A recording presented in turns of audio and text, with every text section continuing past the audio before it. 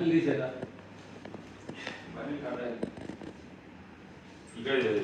Okay.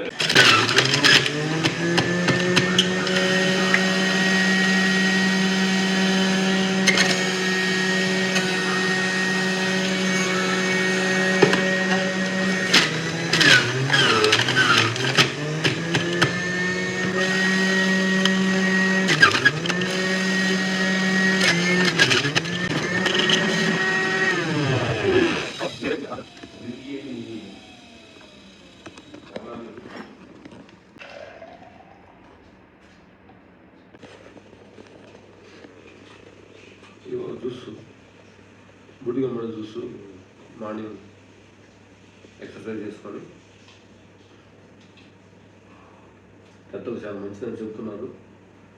మీరు కూడా compulsory దీన్ని పాటించాలని మనస్ఫూర్తి కోరుకుంటున్నాను. Thank you.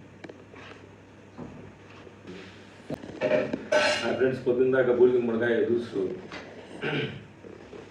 చూసి అసలు గుడిగమ్మడికాయ అంటే మనకు మ్యాక్సిమం మనం ఏమనుకుంటామంటే ఏదో దిష్టి తీయటానికి, ఏదో ఇంటి ముందు కట్టడానికి అనేది చాలామంది మనం అనుకుంటాం అనమాట.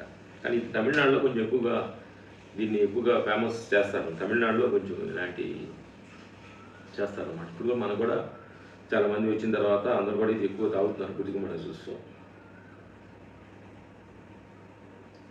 నిన్న మధ్యాహ్నం మేము భోజనం 2 తిన్నాము, నైట్ ఏం తినలేదు.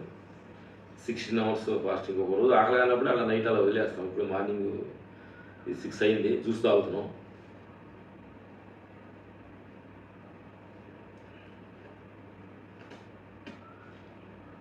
మనిషి పొద్దున్నే టీ దగ్గర ఇప్పుడు చిన్న కాఫీ వాసన, కాఫీ పొడి, కొంచెం పాలు, కొంచెం చక్కెర అలా వేసుకొని తాగుతుంటే అలా 4 లేవగానే తాగుతూ ఉంటారు. అది తప్పులేదు. పక్కన ఒక సిగరెట్టు, కాఫీ తప్పుగా తాగేవడం తప్పు కాదు. కానీ పొద్దున్న లేచిన కాడ నుంచి మన ఇష్టమైందే చేసే పనే చేస్తున్నాం. మనసుకి ఏమైంది, కాఫీ తాగితే చాలా మంచిది, సిగరెట్ తాగితే చాలా మంచిది అనుకున్న పనే చేస్తున్నాము తప్ప ఆరోగ్యం కోసం ఏం చేస్తున్నాం అనే దాని మీద మనం ఈ గుడిగమ్మడ జ్యూస్ పొద్దున్న లేని కానీ కొంచెం లేసాము,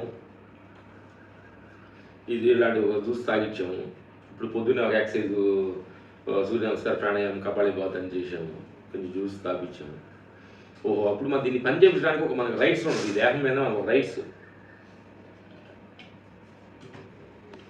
దీన్ని వాడాం కాబట్టి ఇక నేను పనిలో దించొచ్చాను. పని చేస్తే మనకి ఇష్టమైన పని చేస్తూ ఉంటుంది. అన్నీ దాని ఇష్టమైన పనులు, మనసుకి ఇష్టమైన పనులేని చేస్తూ మనసు ఏమంటుంది, పని చేయలేదు, అన్ని పనులు చేయొచ్చు. ఏదైతే మన బతకడానికి ఆధారమైన పని దాన్ని మొడి తప్ప అన్ని పనులు చేస్తాడు మనిషి. చదువు చదవడానికి ఇంపార్టెంట్, కానీ చదవరు.